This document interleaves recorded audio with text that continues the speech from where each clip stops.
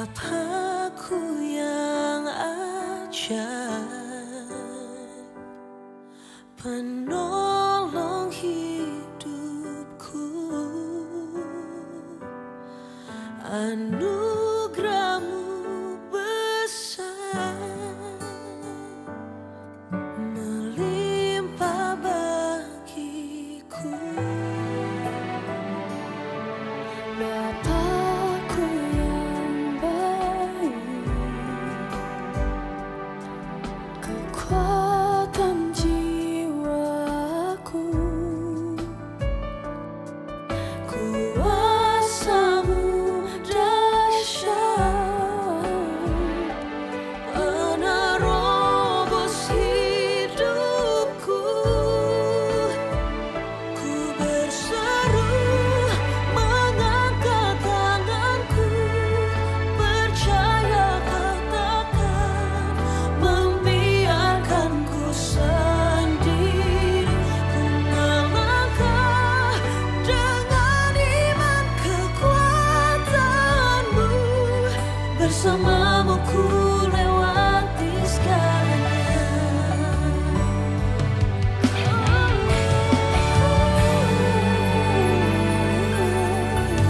Bapakku yang ajaib,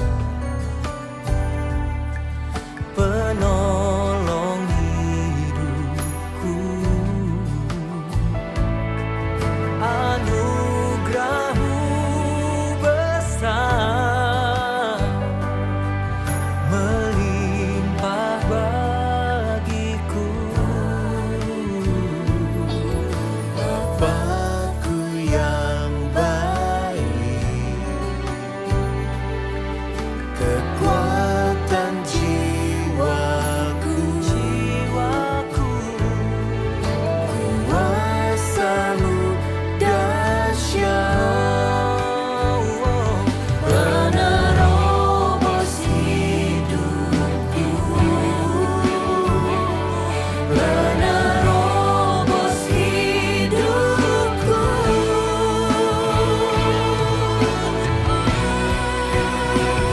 Ku berseru mengangkat tanganku, percaya Kau takkan membiarkanku sendiri. Ku melangkah dengan iman kekuatan-Mu, bersama-Mu ku lewati segalanya.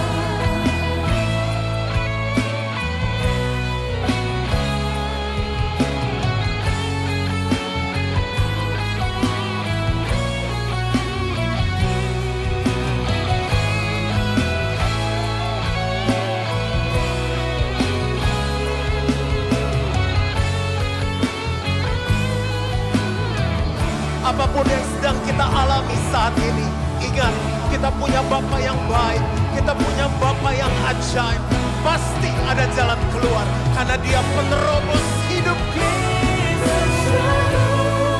Mengangkat tanganku, percaya Kau takkan membiarkanku sendiri.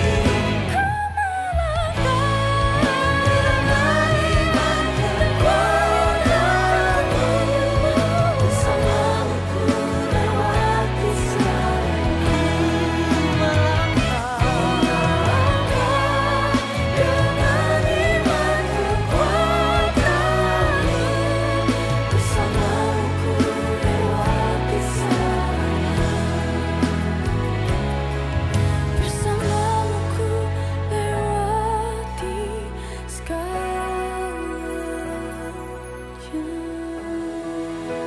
Mari kita berikan tepuk tangan, sorak-sorai yang paling meriah untuk Tuhan kita yang luar biasa.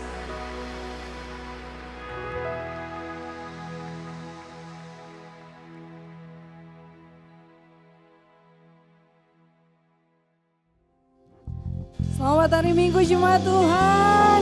Shalom. Sekali lagi shalom. Boleh kasih tepuk tangan yang paling meriah untuk Tuhan kita yang luar biasa. Saya percaya Jemaat Tuhan Tuhan sudah mempersiapkan yang terbaik dari rumah sampai di tempat ini. Dan biar di siang hari ini kita mau sama-sama menyenangkan hati Tuhan, amin. Mari kita berdoa. Bapa yang baik, Bapa yang kekal, Bapa yang besar, terima kasih Tuhan untuk segala sesuatu yang Kau perbuat dalam kehidupan kami. Biarlah di siang hari ini Tuhan, kami percaya bahwa hadirat-Mu Tuhan turun di tempat ini. Dan biarlah Bapa, hati kami mau menyenangkan hati-Mu. Ini setiap kami Tuhan, di dalam nama Tuhan Yesus. Haleluya. Amin. Terima kasih Tuhan.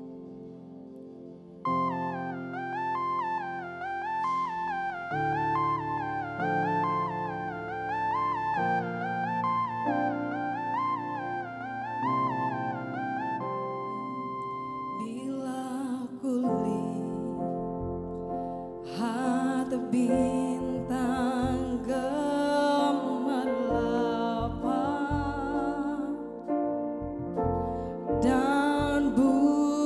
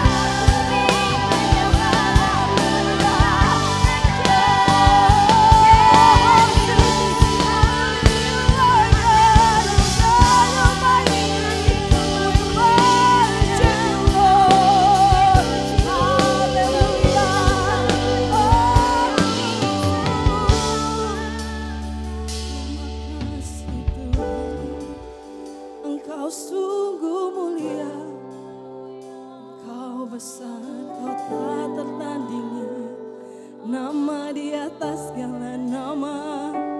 Engkau Yesus Kristus Tuhan, Engkau Allah yang hidup.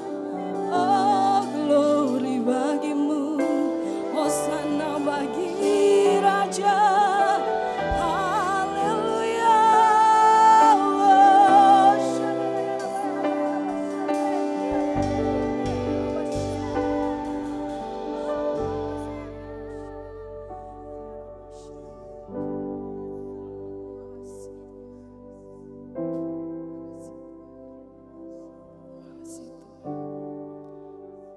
Dalam hidup kami Tuhan, kami mau terus meninggikan nama-Mu. Terima kasih Tuhan. Maka jiwaku pun memuji-Mu.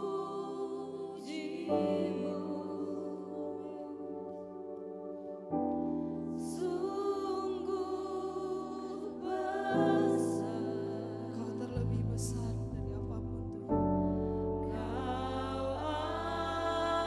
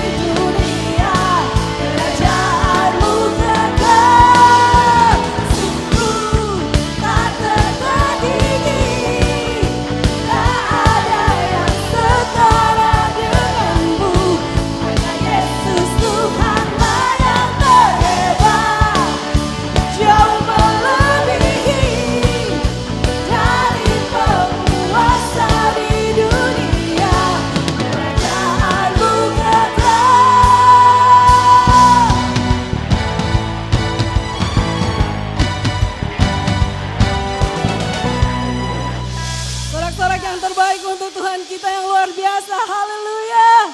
Woo! Silakan duduk jemaat Tuhan.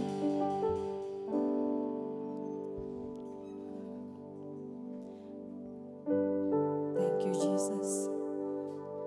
Karena begitu besar pengorbanan-Mu Tuhan dalam hidup kami, dan izinkan kami Tuhan bersatu hati dalam perjamuan-Mu yang kudus. Ini setiap kami Bapa. Terima kasih.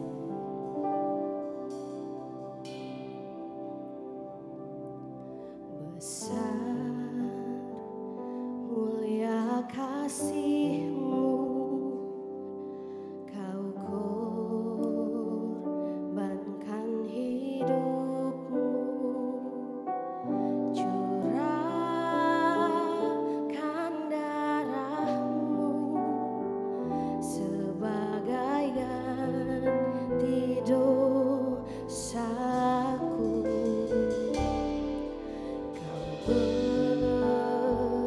Berikan harapan di dalam kesesakan.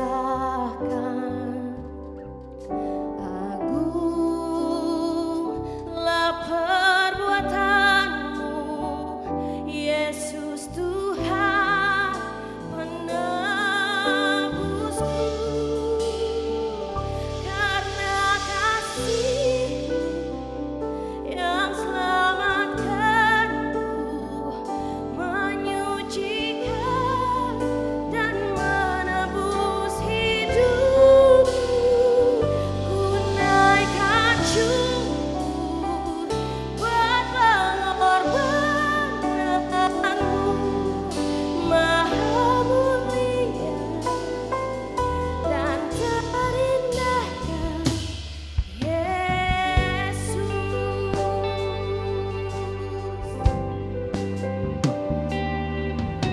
Besar mulia kasih-Mu,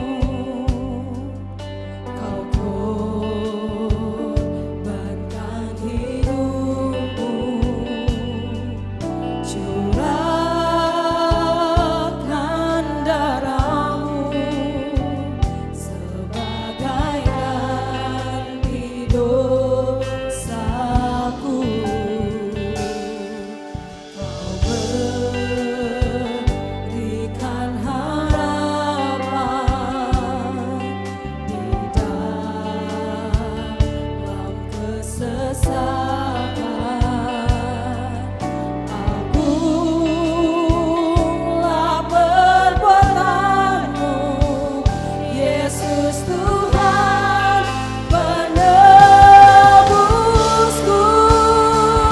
Karena kasih-Mu yang selamatkanku, menyucikan dan menebus hidupku. Ku naikkan syukur buat pengorbanan-Mu. Saya jemput semua Bapak Ibu Saudara untuk bangkit berdiri. Dan berindahkan Nah, sekali lagi katakan sama-sama. Ya. yang selamatkan, menyucikan dan menebus hidupku. Naikkan syukur di hadapan Tuhan. Buat pengorbananmu, Maha mulia dan terindah Kau, Yesus. Saat ini kita akan masuk dalam perjamuan kudus. Kita akan duduk sehidangan dengan Tuhan. Mari persiapkan anggur dan juga roti yang ada di hadapan kita. Dan mungkin yang mengikutinya juga secara online, mari silakan bisa mempersiapkan anggur dan juga roti. Saya berikan kesempatan dan tetap untuk jaga hadirat Tuhan. Sambil kita merenungkan kebaikan Tuhan yang sudah Dia lakukan bagi kita. Begitu besar kasih-Nya akan kita. Sehingga Dia rela mati di kayu salib untuk menggantikan kita. Kita yang harusnya berdosa, yang menerima hukuman, Tetapi dia yang tidak berdosa dijadikan berdosa supaya kita menerima keselamatan. Kita mengalami kehidupan yang kekal. Tapi seberapa banyak yang kita justru membuat kehidupan kita nggak layak di hadapan Tuhan. Mungkin kita berdosa di hadapan Tuhan, di hadapan sesama. Kita sudah melakukan hal yang tidak baik dengan pasangan kita, dengan suami istri kita, anak-anak kita. Bahkan orang yang kita kasihi, kita sakiti mereka. Mari kalau Bapak Ibu ada bersama-sama dengan pasangan, keluarga, bisa hampiri dan katakan, aku mau mengampuni kamu. Aku mengasihi kamu. Karena siapa yang tidak mengampuni saudaranya, maka dia akan menerima kutuk daripada Tuhan. Kita mau rindu kehidupan kita berkenan di hadapan Tuhan. Dia yang sudah memberikan nyawanya bagi kita, Bapak Saudara. Di saatnya kita mau terus hidup di dalam kebenaran Tuhan.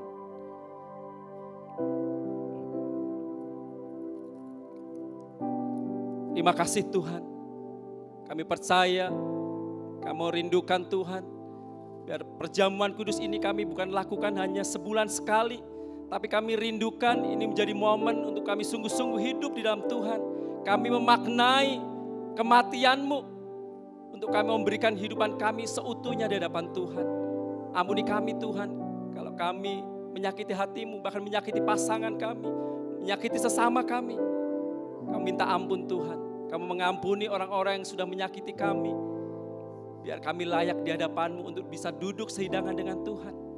Bahkan berdoa buat roti dan anggur yang akan kami gunakan dalam perjamuan kudus ini.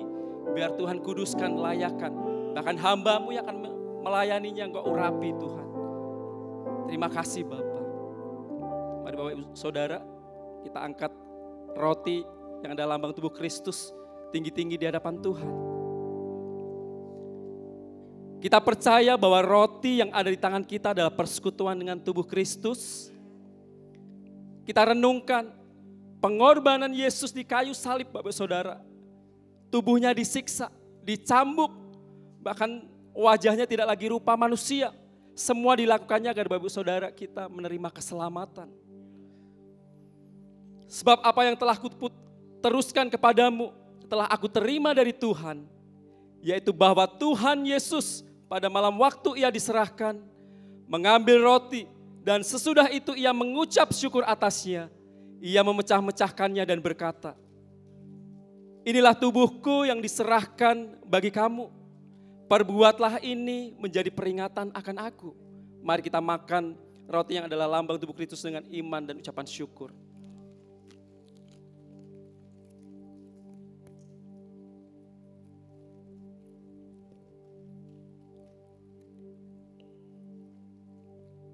Sambil kita mempersiapkan anggur yang ada di tangan kita. Mari kita angkat tinggi-tinggi di hadapan Tuhan. Bukankah anggur yang dicurahkan adalah persekutuan dengan darah Kristus? Kita renungkan betapa besar kasih-Nya terhadap saya dan saudara. Lambungnya ditikam, darahnya dicurahkan sampai tetes darah yang terakhir. Agar Bapak Ibu Saudara bisa mengalami kehidupan yang kekal. Demikian juga ia mengambil cawan. Sesudah makan lalu berkata, cawan ini adalah perjanjian baru yang dimeteraikan oleh darahku. Perbuatlah ini setiap kali kamu meminumnya menjadi peringatan akan aku. Sebab setiap kali kamu makan roti dan minum cawan ini, kamu memberitakan kematian Tuhan sampai ia datang. Mari kita minum dengan iman dan ucapan syukur. Mari kita naikkan syukur kita di hadapan Tuhan. Kita sembah Dia. Terima kasih Tuhan. Oh Yesus. Terima kasih Tuhan. Kau curahkan darah-Mu. Haleluya. Mari semuanya angkat pujian. Angkat syukur-Mu di hadapan Tuhan. Dia Allah yang baik, Dia Tuhan yang luar biasa. Sembah Dia. Oh Yesus. Kami bangga.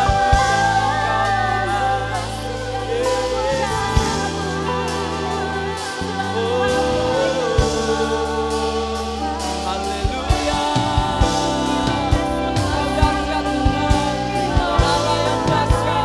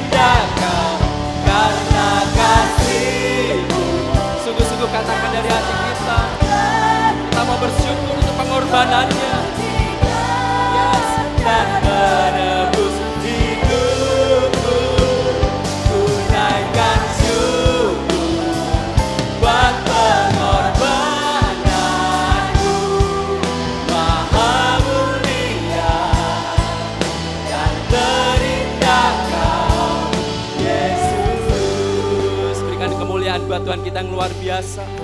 Terima kasih Tuhan, kami bersyukur, kami bangga punya Tuhan yang luar biasa. Dan kami percaya apa yang kami lakukan hari ini, perjamuan kudus duduk berhidangan dengan Tuhan, kami percaya ini membawa kemenangan bagi setiap kami. Yang sakit disembuhkan, yang mengalami beban berat diberikan kelegaan. Di dalam nama Tuhan Yesus, semua yang percaya sama-sama katakan, amin. Ya, mari beri kemuliaan buat Tuhan Yesus Kristus. Silakan duduk Bapak Ibu yang diberkati Tuhan. Shalom. Shalom. Ada sukacita, amin. Mari kita berdoa. Bapa, terima kasih. Kami bersyukur buat persekutuan dengan tubuh dan darah-Mu lewat perjamuan kudus. Di dalamnya kami diberkati. Diingatkan untuk kami lebih mengasihi Engkau Tuhan. Terima kasih Bapa yang baik. Kami bersyukur dan kami yakin dan percaya perjamuan kudus meneguhkan kami supaya kami lebih dekat, lebih mencintai Tuhan. Saatnya kami mau mendengar isi hati-Mu berbicara bagi kami Tuhan. Urapi kami semua, urapi juga hamba-Mu yang menjadi berkat. Hamba-Mu tidak punya apa-apa, tapi hamba berdoa, biar kuasa-Mu bekerja, memberikan kami hikmat kekuatan, sehingga kami boleh mengerti isi hati Tuhan. Kami tolak setiap intervensi kuasa gelap.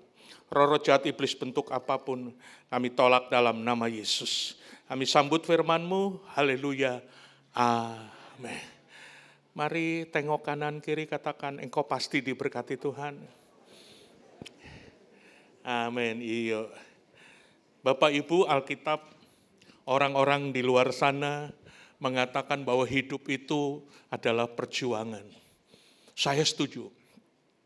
Hidup ini tidak boleh santai. Hidup ini perjuangan. Demikian juga hal kerohanian.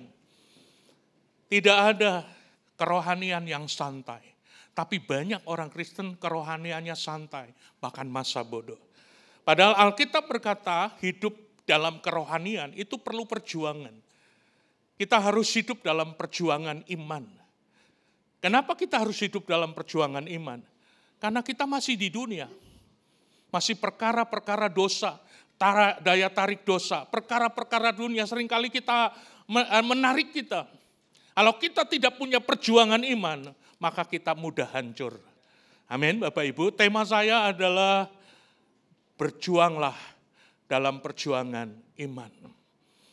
Berjuanglah dalam perjuangan iman. Mari kita buka di dalam kitab Yudas. Sama-sama kita baca.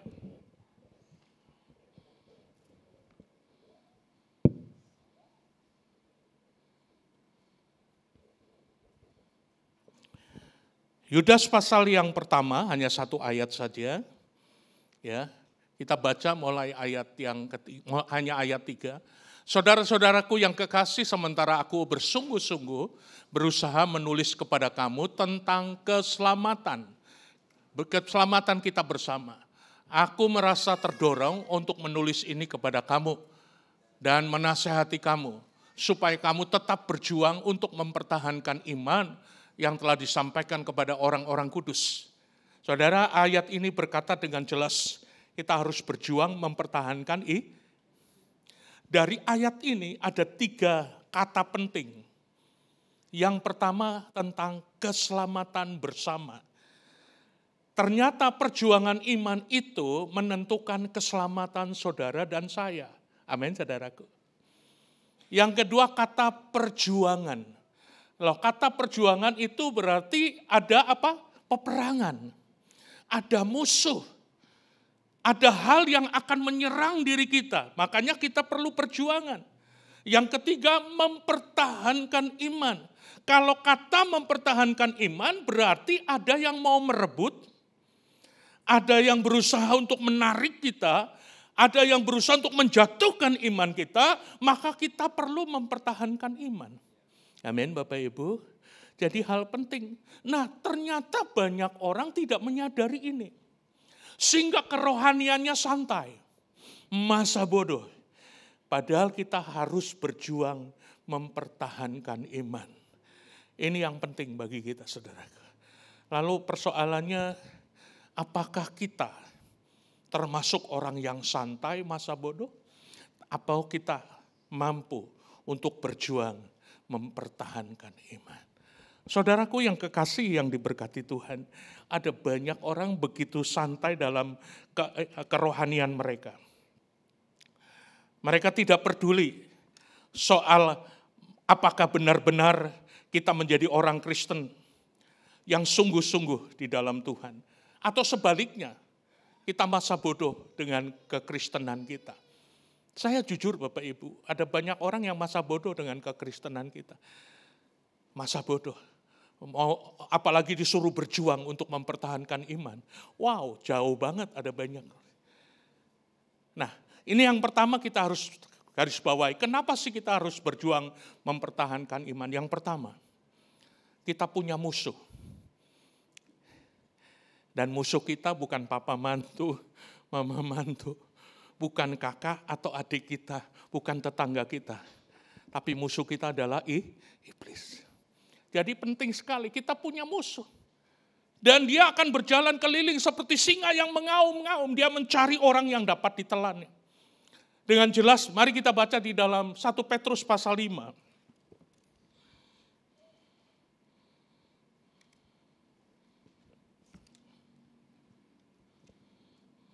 1 Petrus pasal 5 ayat yang ke-8. Sadarlah dan berjaga-jagalah lawan si iblis berjalan keliling. Sama seperti singa yang mengaum-ngaum dan mencari orang yang apa? Dia mencari orang yang dapat ditelan. Oh haleluya. Tapi coba baca ayat yang ke-9-nya. Lawanlah dia dengan apa saudara? Iman yang teguh. Sebab kamu tahu bahwa semua saudaramu di seluruh dunia menanggung penderitaan yang sama. Dengan kata lain, kalau kita nggak punya iman yang teguh, saudara menjadi sasaran empuk iblis menelan saudara. Itu sebabnya kita mesti berjuang mempertahankan iman dalam hidup kita. Atau kita masa bodoh santai ya. Padahal kita perlu memperjuangkan iman kita. Saudara, Alkitab dengan jelas Efesus pasal yang ke-6, bahwa kita hidup di dunia ini tidak ada tempat yang netral. Di mana saja ada yang namanya peperangan rohani. Di mana saja. Saya mau tanya, apakah di gereja ada peperangan rohani? Ada. Tadi pagi saya contoh begini. Ada seorang anak muda, ibadah jam 11, tapi jam 10 sudah ada. Tapi sedikit-sedikit nengok di pintu. 5 menit berikutnya nengok lagi di pintu. Sampai ibadah sudah mulai. Dia masih menengok di pintu. Lalu dalam hatinya, kiapa Lisa tidak datang-datang.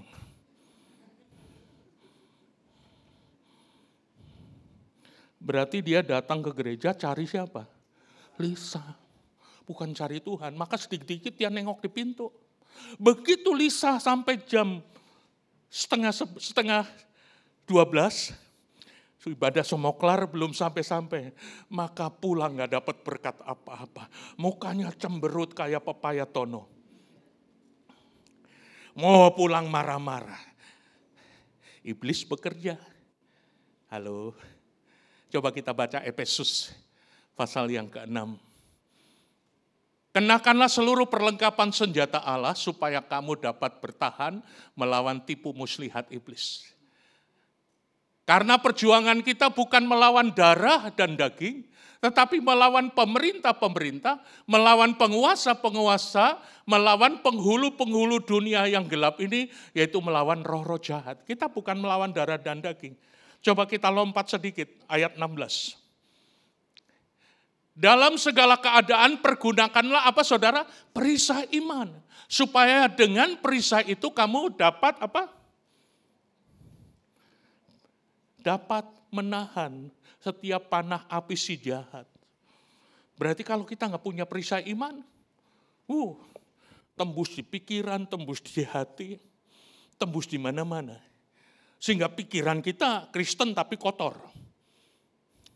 Halo. Hati kita Kristen tapi penuh dengan kebencian. Kenapa? Karena kita tidak punya perisai iman untuk menolak. Begitu disakiti, sakitnya di sini. Lalu kita kepahitan dendam. Tapi orang yang punya perisai iman, yang berjuang dalam perjuangan iman, begitu disakiti, Kita tolak dalam nama Yesus supaya sakit hati tidak ada dalam hidup ini. Amin atau amin? Wow. Jadi kenapa kita berjuang mempertahankan iman? Karena ada musuh. Yang kedua, kenapa kita harus berjuang mempertahankan iman? Dengar Bapak Ibu, waktu Tuhan Yesus datang, dia tidak tuntut tanggung jawab yang lain. Tapi Tuhan Yesus tuntut adakah iman dalam hidup saudara. Dituntut tanggung jawab iman dalam hidup kita. Dia tidak tanya begini, berapa lama kamu jadi orang Kristen? Tidak. Dia juga tidak tanya dari gereja mana kamu. No. Jika anak manusia datang, dia akan tuntut tanggung jawab iman. Injil Lukas pasal yang ke-18. Ayat yang ke-8. Aku berkata kepadamu, ia akan segera membenarkan mereka. Akan tetapi jika anak manusia itu datang, adakah ia mendapati apa saudara? Bukan bumi yang punya iman. Tapi adakah Nonce punya iman? Adakah Tukijo punya iman? Waktu Yesus datang kedua kali. Minta maaf saya sebagai hamba Tuhan pendeta. Saya melayani di GBI Gilgal. Saya waspas. Saya takut. Jangan-jangan ada jemaat. Waktu dituntut tanggung jawab iman.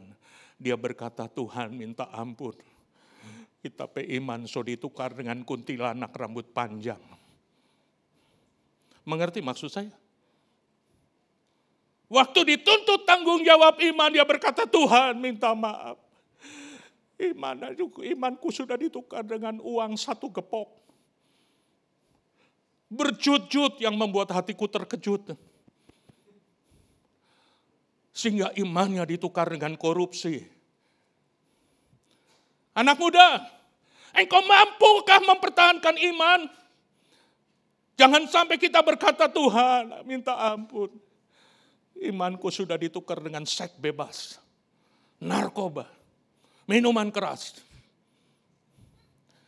Lalu apa yang kita bisa tanggung jawabkan kepada Tuhan? Waktu Tuhan berkata, adakah iman dalam hidup? Makanya kita perlu berjuang mempertahankan sehingga waktu Yesus datang kedua kali, kita mampu berkata, ya Tuhan, aku memelihara iman sampai langkah terakhir. Rasul Paulus berkata di dalam Timotius, mari kita lihat. Aku mempertahankan iman sampai langkah terakhir. Mari kita lihat pasal yang keempat. Timotius pasal 4 ayat 7. Aku telah mengakhiri pertandingan yang baik. Aku telah mencapai garis akhir. Dan aku telah apa? Maka ayat 8-nya hadiahnya. Upahnya ayat 8 berkata dengan jelas. Sekarang telah tersedia bagiku mahkota kebenaran. Yang akan dikaruniakan kepadaku oleh Tuhan. Hakim yang adil pada harinya. Tetapi bukan hanya kepadaku. Melainkan juga kepada semua orang yang merindukan kedatangannya. Mampukah kita mempertahankan iman kita sampai langkah yang terakhir? Begitu innalillahi wa innalillahi roji'un, kita tetap memelihara iman sampai akhir. Maka kita akan dapat mahkota. Boleh masuk menikmati kerajaan surga. Amin Bapak Ibu. Coba tengok kanan kiri. Mampu mempertahankan iman? Saudara, kalau so di sono, kalau so pulang, kita tidak perlu mempertahankan iman lagi karena so di sorga. Masalahnya orang masih bapijak di bumi, atau ada yang sudah ngambang. Kan kita masih di dunia. Ada banyak saudaraku. Di mana? Di kantor ada peperangan. Di pergaulan, wow amat terlebih. Di mana saja, saya katakan di gereja saja ada peperangan rohani kok. Ya, ada. Si Indah, dia duduk di muka. Karena orang yang menyakiti ada di belakang. Begitu orang yang menyakiti duduk di depan, ya pindah ke belakang. Begitu ketemu Seolah-olah nggak lihat si Indah, cari cecak di sana. Halo, tapi masuk gereja. Oh, di sono, di sana. Tapi kalau ada di sini bertobat. Halo, minta maaf saudara. Karena kita dituntut oleh Tuhan untuk berjuang mempertahankan ini penting sekali Bapak Ibu. Nah, sekarang saya masuk pada bagian berikutnya. Bagaimana saudara berjuang mempertahankan iman kalau imanmu tidak bertumbuh, kalau imanmu tidak kuat, kalau imanmu tidak bertambah teguh? Betul nggak saudara? Mau berjuang bagaimana kalau imanmu tidak teguh? Imanmu tidak kuat. Rasul Paulus berkata dengan jelas supaya iman kita bertumbuh. 2 Korintus pasal 10 ayat 15. Kami tidak bermegah atas pekerjaan yang dilakukan oleh orang lain di daerah kerja. Yang tidak dipatok untuk kami. Tetapi kami berharap bahwa apabila imanmu makin bertumbuh, kami akan mendapat penghormatan lebih besar lagi di antara kamu jika kamu dibandingkan dengan daerah kerja yang dipatok untuk lain. Rasul Paulus berkata, aku bangga kalau imanmu bertambah, bertumbuh. Amin Bapak Ibu. Kalau dari dulu sampai sekarang, begitu-begitu saja, enggak bertumbuh. Dari dulu sampai sekarang, tetap enggak berubah imannya kecil. Tidak bertumbuh imannya. Orang yang tidak bertumbuh imannya mudah sekali kompromi. Betul atau betul? Iyalah. Orang yang imannya tidak bertumbuh, tidak kuat, wow, mudah sekali untuk mudah tergoda, untuk mudah sekali tertarik dengan perkara-perkara dosa. Nah ini penting, betapa pentingnya kita harus punya iman yang kuat, yang semakin bertumbuh. Kita bertobat lahir baru, terima Yesus, oke. Tapi jangan cukup sampai di situ Bapak Ibu. Kita bertobat dan lahir baru, tidak cukup sampai di situ, tapi Tuhan mau engkau bertambah teguh. Ada kata hendaklah engkau bertambah teguh. Kolose pasal 2 ayat 6 dan 7. Wah luar biasa ayat ini. Kalau saya tanya sudah terima Yesus, mungkin hampir semua udah terima Yesus. Tapi jangan stop sampai di situ. Kamu telah menerima Kristus Yesus Tuhan kita, karena itu hendaklah hidupmu tetap. Jadi ayat ini berkata meneguhkan bahwa kamu telah menerima Kristus Yesus Tuhan kita. Karena itu hendaklah hidupmu tetap di dalam Dia. Ayat 7.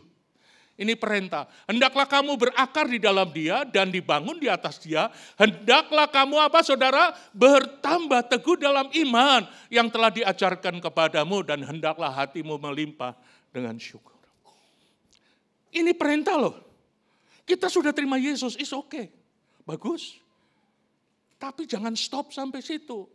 Jangan cuma jadi Kristen di permukaan doang. Tapi kita mesti bertumbuh. Bertumbuh, bertambah teguh iman kita. Oh, kalau iman kita bertambah teguh, kuat iman kita, maka saya percaya iblis yang stres. Iblis stres, waduh. Ning boleh ini menggoda si Anton. Imannya kokoh kuat. Karena ingat tadi iblis berjalan keliling seperti singa yang dapat ditelan. Saya suka ngomong di sini, jangan jadi Kristen ongol-ongol. Karena ongol-ongol itu biar nggak ada gigi. Biar nggak ada gigi, ongol-ongol itu mudah ditelan. Coba oma makan ongol-ongol. Nggak usah gigi, padahal gigi sudah ada, tapi bisa makan ongol-ongol tuh oma. Kenapa cuma ditelan gua? Tadi dikatakan jelas, mencari orang yang dapat ditelan, bukan dikunyah. Ditelan, karena memang iblis itu singa ompong. Tapi biar ompong, kalau yang ditelan ongol-ongol mudah. Makanya jangan jadi Kristen ongol-ongol. Tapi jadi Kristen yang batu karang, yang kokoh, yang kuat, yang tidak mudah ditelan oleh siapapun. Makanya kita perlu punya iman yang kokoh, punya iman yang kuat. Sambil ditepuk kanan kiri, iman yang kuat, yang bertambah teguh. Nah, persoalannya Bapakku Ibu, untuk punya iman yang kokoh, yang kuat, yang teguh, tidak bim salah bim. Masuk GPI Gigal, jadi kuat. Belum tentu. Untuk kita punya iman yang kuat, kira-kira di mall jadi kuat imanmu? Malah goyah imanmu, di sana banyak sale-sale. Ada yang diskonnya 70% lagi, Kang. Sehingga uang belanja habis di situ ibu-ibu. Karena imannya tergoda dengan diskon. Iman kita tidak bisa mungkin bertambah teguh kalau kita ada di rumah tetangga ngerumpi. No. Satu, yang pertama, iman kita menjadi tumbuh dan kuat kalau engkau hidup dalam firman Allah dan melakukan firman Allah. Amin, Bapak Ibu. Imanmu akan bertambah teguh kalau engkau mendengar firman Allah, lalu melakukan firman Allah. Imanmu bertambah teguh.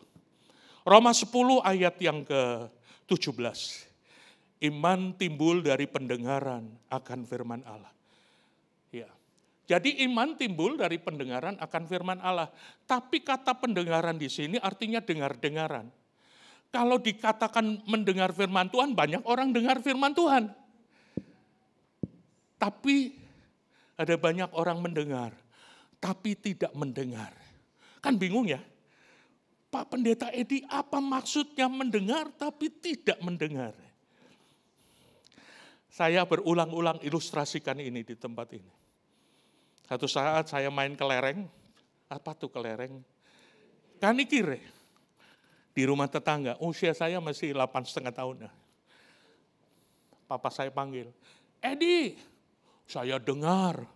Papa saya memanggil, saya dengar. Karena saya tidak pongo, tidak tuli. Saya menyahut, iya, tapi tetap main kelereng. 2 kali papa saya panggil lagi. Edi, saya jawabnya keras juga, yo, tapi tetap main kelereng. Mengerti maksud saya?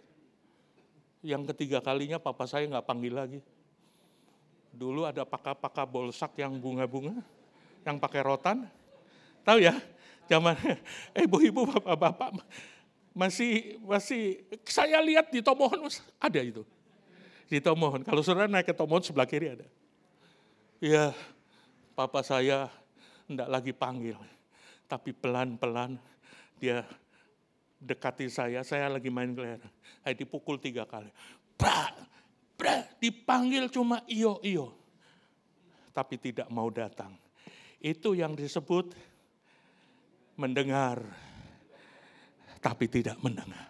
Apa nunggu paka-paka bolsak? Apa nunggu rotan baru engkau mau dengar-dengaran? Amin Bapak Ibu. Berapa banyak orang dengar firman Tuhan, tapi imannya tidak bertumbuh. Karena cuma mendengar tapi tidak melakukan. Roma 1 ayat 16 dan 17. Roma 1 ayat 16 dan 17 berkata begini. Sebab aku mempunyai keyakinan yang kokoh dalam Injil, karena Injil adalah apa saudara? Injil kekuatan Allah. Injil adalah kekuatan Allah yang menyelamatkan setiap orang percaya, pertama-tama orang Yahudi, tetapi juga orang Yunani. Ayat 17-nya baca sama-sama, 2, 3. Sebab di dalamnya nyata kebenaran Allah, yang bertolak dari iman, memimpin kepada iman, seperti ada tertulis orang benar akan hidup. Iya. Orang benar hidup karena iman, karena dia mendengar dan melakukan. Bukan hanya mendengar, tapi menjadi pelaku firman Allah. Mendengar firman Allah, lakukan, imannya bertumbuh. Mendengar, melakukan, imannya bertumbuh. Sehingga orang benar akan hidup oleh Tapi kalau engkau hanya mendengar saja, tapi tidak menjadi pelaku, Begitu ditanya firman, oh saya tahu. Tapi imannya nggak pernah bertumbuh. Karena kita hanya mendengar. Yakobus 1 ayat 22 berkata, kalau engkau hanya mendengar, tapi tidak melakukan, engkau sedang menipu dirimu sendiri. Kelihatannya rohani, padahal kotek rohana. Wah rohani banget, di gereja, nyanyinya, weh. Tapi di luar sana mudah roboh, mudah hancur. Kenapa? Karena hanya mendengar. Imannya tidak bertumbuh. Yang kedua, bagaimana iman kita bisa menjadi kuat? Kita doa di dalam hadirat Tuhan. Punya waktu untuk doa dalam hadirat Tuhan. Yesaya 40 ayat yang ke-31. Tetapi orang yang menanti-nantikan Tuhan mendapat kekuatan. Berarti orang yang tidak menantikan Tuhan dapat apa? Nggak dapat apa-apa. Tapi orang yang menantikan Tuhan, mereka seumpama Raja Wali yang terbang dengan kekuatan sayapnya, mereka berlari tidak menjadi lesu, mereka berjalan dan tidak menjadi lelah. Orang itu kuat. Punya waktu menanti-nantikan Tuhan. Bapak-bapak, engkau sering menantikan Barcelona atau tidak? Atau favoritnya apa? Real Madrid? MU? Biasanya jam berapa itu? Subuh-subuh kan? Saudara pasang alarm untuk menantikan Barcelona. Untuk menantikan MU bertanding. Saudara pasang alarm. Tapi menantikan Tuhan, tidak pasang alarm. Mungkin pasang alarm, tapi bunyi ceklek. Tapi waktu menantikan Barcelona, begitu, wih, jangan terlambat doh.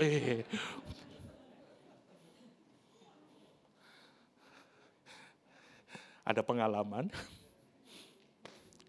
Ibu-ibu, untuk drakor punya waktu.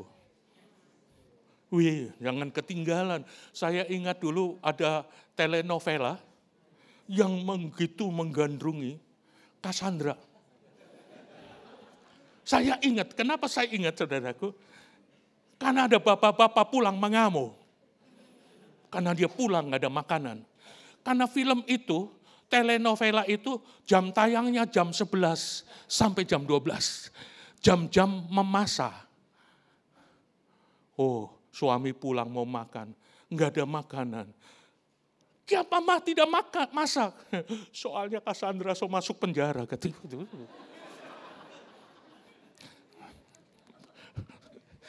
Wow, bayangin saudaraku untuk Cassandra, kita pasang alarm jangan terlambat satu episode. Mari Bapak Ibu, punya waktu menantikan Tuhan, amin. Sebab pada waktu engkau intim dengan Tuhan, imanmu akan bertambah teguh. Imanmu semakin kuat. Amin. Yang ketiga, yang terakhir, kadang-kala Tuhan izinkan persoalan, tantangan, ujian iman, supaya otot-otot imanmu semakin kuat. Kadang-kala Tuhan izinkan persoalan, masalah ada dalam hidup saudara, supaya saudara semakin ototmu dilatih, bisa terbang tinggi, bagaikan Raja Wali. Wow, ini penting sekali saudaraku, saya banyak menemukan. Saya dulu pernah tugas di Kota Obagu, saya suka kunjungan. Satu saat saya kunjungan di sebuah toko dan di belakangnya rumah tempat tinggal. Setiap kali saya kunjungan, itu yang punya toko, terutama suaminya cuek bebek. Bebek saja nggak cuek sama saya, saudaraku, ini cuek bebek banget. Selamat siang kok. Kalau dijawab, boleh Jo. Ini enggak sama sekali. Cuma istrinya saja, oh Pak Edi, Pak Pendeta silakan masuk. Setiap kali kunjungan, satu saat kena masalah. Tokonya mau disita, rumahnya juga mau disita, karena jatuh tempo hutang di bank. Tuh, bank memberi tempo dalam waktu 3 bulan, kalau tidak bisa membayar, maka disita. Saudara, enggak disuruh, enggak didorong, datang sendiri ke pastori, ke tempat saya. Begitu saya ketemu di buka pintu, dia langsung berkata, Pak Pendeta minta ampun. Dalam hati saya, kita kunjungan karena cuek ya. Sekarang nggak diundang datang sendiri, karena punya masalah. Tadinya sombong, begitu punya masalah rendah hati. Halo, apa nunggu persoalan baru saudara rendah hati? Kadang-kala Tuhan izinkan persoalan untuk memproses hidupmu. Yang sombong jadi rendah hati. Yang tadinya orang rasanya di atas gak pernah nengok ke bawah. Tapi begitu ada persoalan, dia mulai menengok ke bawah. Dan waktu saya doakan, saya berkata, kan kakakmu orang kaya, termasuk kaya. Kenapa kamu tidak minta tolong sama kakakmu? Kita minta tolong sama kakak saya. Mari kakak saya nggak mau nolong saya. Katanya saya sombong. Dalam hati, betul memang. Tapi saya berdoa. Ayo kita berdoa. Sebelum jatuh tempo saudaraku. Tiba-tiba kakaknya yang keras, yang tidak mau menolong, tiba-tiba dilembutkan hatinya oleh Tuhan. Nah, waktu saya berdoa, Tuhan lembutkan kakaknya supaya bisa memberi pertolongan kepada adik. Dan betul, kakaknya memberi pertolongan. Kakaknya memberi pertolongan. Sehingga rumahnya tidak jadi disita. Amin, saudaraku. Kadang-kala Tuhan izinkan. Saya akhiri dengan satu ilustrasi. Kalau saudara baca Ulangan 32. Raja Wali itu kalau anaknya sudah mulai umur 3 minggu, maka sarangnya dibongkar. Ulangan 32 ayat 11 dengan jelas kata. Tapi kenyataannya kalau saudara baca artikel tentang Raja Wali, induk Raja Wali begitu dia sudah menetas, umurnya sudah hampir 1 bulan, maka induk Raja Wali itu akan membongkar sarangnya. Kelihatannya kejam ya, tapi tujuannya supaya anaknya bisa terbang. Maka satu demi satu diterbangkannya anak Raja Wali. Begitu dia mau jatuh, didukungnya lagi satu. Terus dilatih seperti itu. Sampai anak Raja Walinya bisa terbang. Waktu dibongkar sarangnya, mungkin anaknya berkata, Mama, tega nian, Mama, tega kita lagi nyaman. Kadang-kala Tuhan membongkar sarang saudara, zona nyaman saudara, supaya saudara bisa terbang. Sehingga berkata, bagai Raja Wali melintasi gunung tinggi. Dan induk Raja Wali membongkar dan terus menerus. Begitu anak Raja Wali itu bisa terbang, maka anak Raja Walinya, ketemu dengan Raja Wali yang lain. Maka dia berkata sama mamanya, Mama Syesye, kamsya Mama, terima kasih. Tapi waktu dibongkar kan gak enak. Zona nyamannya dibongkar kan gak enak. Betul gak? Begitu dia bisa ketemu Raja Wali yang lain, bahasanya berbeda. Oratakan nama Syekira Rabaya Rama. Shalom. Dulu kalau ketemu teman beda. Nganape kuda, luar kuda. Tapi sekarang beda, karena dia Raja Wali. Coba tengok kanan kiri, Raja Wali atau ayam ya. Amin, Bapak Ibu. Mari kita berjuang mempertahankan kita ada di dunia yang penuh dengan dosa. Alkitab berkata kedurhakaan semakin bertambah-tambah. Dosa semakin merajalela. Kalau kita tidak berjuang mempertahankan iman, engkau dan saya mudah hancur, mudah jatuh. Sehingga kita tidak mampu mempertahankan iman. Mari tunduk kepala, taruh tanganmu di dada. Ini aku Tuhan. Ini kami Tuhan. Iralah Bapak. Saya jujur sebagai hamba Tuhan. Saya rindu tidak ada seorang pun yang imannya hancur di muka. Saya jujur, saya rindu semua jemaat di tempat ini memiliki iman yang kuat, iman yang teguh, mampu mempertahankan iman sampai langkah yang terakhir. Tapi itu tergantung dari saudara dan saya. Apakah engkau mampu mempertahankan imanmu?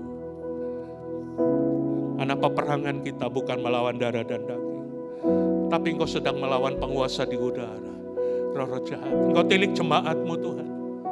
Engkau tilik pribadi, lepas pribadi. Kalau hari ini Engkau menegur kami, supaya kami berjuang mempertahankan iman, maka kami harus punya iman yang kokoh, yang kuat Tuhan. Ampuni kami selama ini masa bodoh. Masa bodoh dengan imanku, masa bodoh dengan iman kami Tuhan. Tapi hari ini kami mau berjuang mempertahankan iman Tuhan. Tilik setiap jemaat-Mu. Dan hamba berdoa tidak ada seorang pun yang jatuh. Tidak ada orang yang mundur. Tidak ada orang yang lagi letih lesu imannya. Tapi hari ini iman kami bangkit di dalam nama Yesus. Terima kasih Tuhan. Dalam nama Yesus. Haleluya. Amin. Mari beri kemuliaan buat Tuhan Yesus.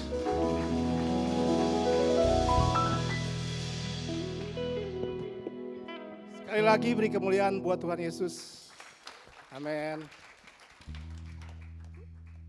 Bapak Ibu, Saudara yang dikasih Tuhan, sebagaimana biasanya kita akan family time 1 menit dari sekarang kita mulai. Bapak Ibu keluar dari tempat duduk, berdiri semua, dan kita temui beberapa orang untuk kita temui dan kita tanyakan apa kabar hari ini. Dan yang belum kenal dipersilakan kenalan supaya kita saling mengenal satu dengan yang lain.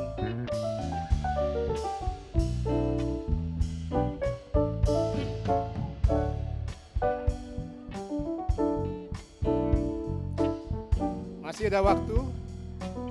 Ayo Bapak Ibu, mari kita lakukan secara antusias untuk saling mengenal satu dengan yang lain, bangun hubungan antar GB Gilgal, Jemaat GB Gilgal.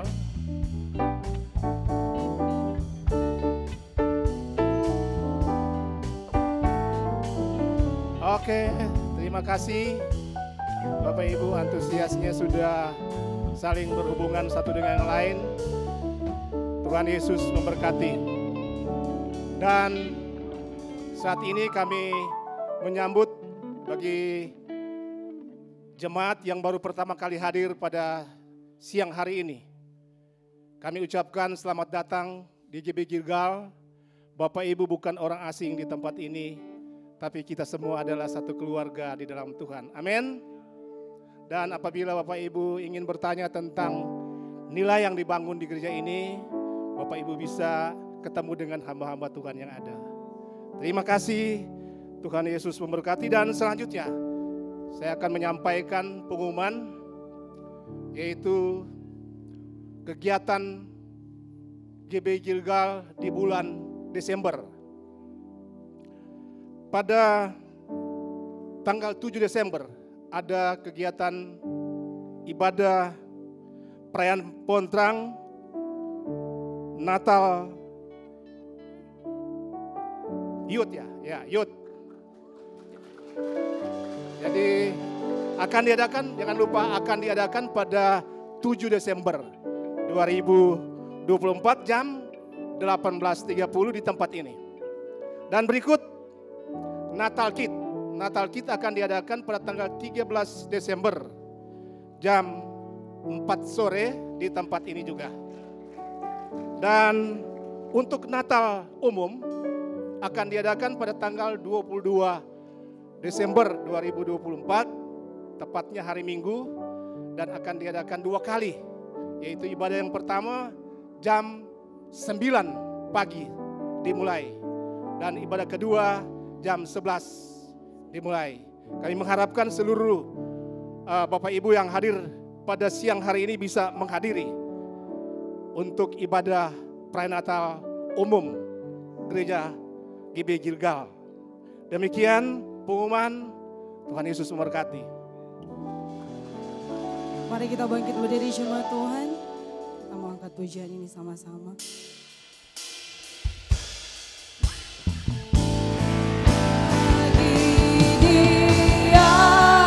Segala pujian, hormat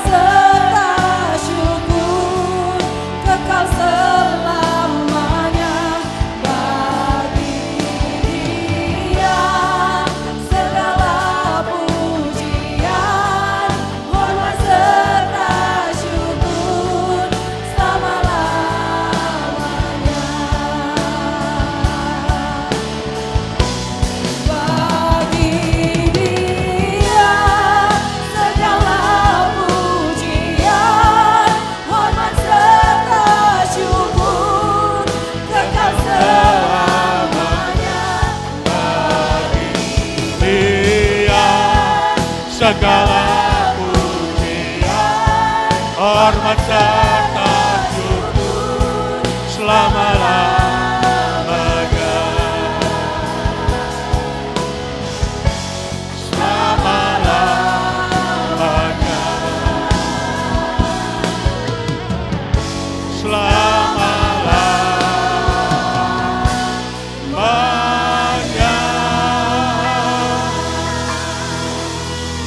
Segala pujian, hormat, syukur, pengagungan, hanya Engkau yang layak menerima semuanya. Tidak ada seorang pun di antara kami yang mencuri kemuliaan-Mu. Terima kasih Engkau hadir memberkati kami. Biar pujian penyembahan kami boleh naik bagaikan dupa yang harum dan menyenangkan hati-Mu. Terima kasih buat firman-Mu meneguhkan, menasehati kami. Supaya kami tidak lengah, supaya kami tidak santai, tapi kami berjuang mempertahankan iman sampai langkah yang terakhir. Terima kasih Bapa yang baik. Sekali lagi meteraikan firman-Mu dalam hidup kami. Biar kami bukan hanya mendengar, tapi kami juga menjadi pelaku-pelaku firman Allah. Bapak Ibu Saudaraku, ibadah kita sudah selesai. Mari kita terima berkat dari Tuhan. Diberkatilah keluarga-Mu, diberkatilah pekerjaan-Mu, diberkatilah Engkau dalam segala sesuatu. Apa saja yang Kau kerjakan yang tidak bertentangan dengan firman Allah, pasti dibuat Allah berhasil. Pulanglah dan bawalah berkat dan nikmat dari Bapa di surga. Cinta kasih daripada Yesus Tuhan kita yang selalu menyertai Engkau. Dengan perantaran kuat kuasa Roh Kudus-Nya, Dia akan menghibur, menolong, bahkan membela kehidupan-Mu saat ini. Sampai Tuhan Yesus datang kali yang kedua menjemput kita semua. Yang percaya mengasihi Tuhan sama-sama katakan, amin. Shalom, selamat hari Minggu, Tuhan memberkati.